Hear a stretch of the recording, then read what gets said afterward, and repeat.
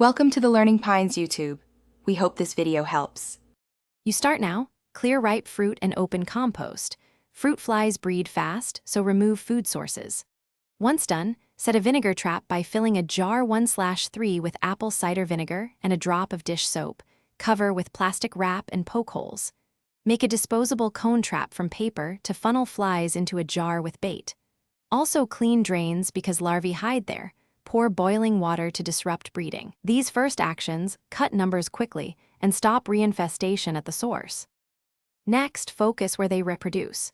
Check recycling, trash, potted soil, and beneath appliances because moist organic matter attracts them. Once located, empty and sanitize containers. Vacuum visible adults on surfaces, then discard the bag. Place sticky or UV traps near windows, trash, and fruit storage to catch flying adults.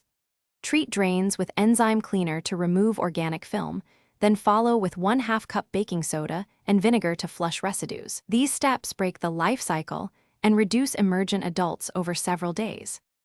Finish by monitoring and maintaining.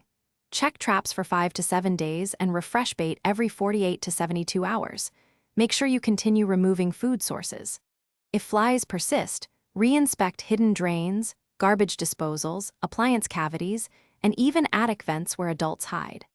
Once confident about locations, consider a targeted aerosol or insecticidal bait for stubborn infestations, applying only to cracks and voids. Troubleshooting tip: if counts rebound, you likely missed a wet organic source. Search pot.